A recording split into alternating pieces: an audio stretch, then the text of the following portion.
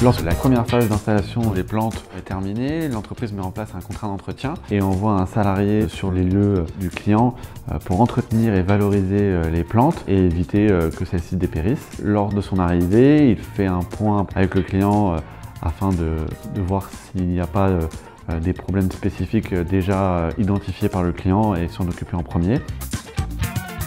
Lors de son arrivée, le salarié a l'ensemble des lieux où il doit intervenir, qui sont détaillés soit sur son téléphone, soit sur un document papier. On va pouvoir y retrouver également les ascenseurs, les points d'eau, les zones difficiles d'accès et les zones où il doit se mettre en sécurité. Avant d'intervenir, le salarié va préparer un petit sac, incluant un sécateur, plusieurs arrosoirs, un chariot, une chiffonnette pour réaliser l'entretien des plantes. Lorsqu'il y a du travail en hauteur, on va utiliser un escabeau sécurisé appelé pirle pour monter à une hauteur assez haute où on peut travailler du sol avec un sécateur perche, mais il faudra bien sûr baliser la zone pour éviter que les clients de l'hôtel dans ce cas-là ne s'approchent trop près du chantier.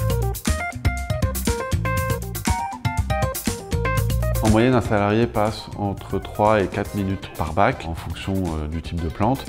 Sur cette intervention-là, où il y a des zones comme le restaurant, l'accueil et des zones à d'étage, le salarié va commencer tôt par la zone restaurant afin d'éviter de gêner les clients lors de leur repas. On continuera ensuite par la zone d'accueil et il terminera par les zones d'étage. Lorsque le professionnel va arriver devant la plante, il va examiner le stade végétatif de celle-ci, déterminer la quantité d'eau à lui donner et aussi également son développement, voir si elle est plus ou moins développée pour la tailler ou non. Le salarié va d'abord commencer par tailler la plante si nécessaire, la dépoussiérer, puis réaliser son arrosage.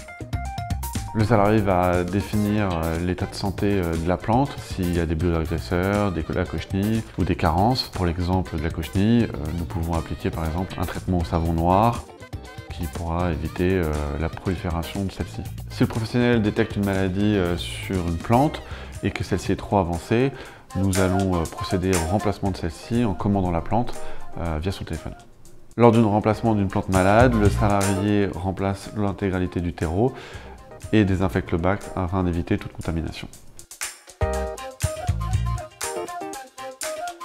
Le professionnel, lorsqu'il a terminé son intervention, désinfecte ses outils, les range dans son camion et nettoie ses zones d'intervention.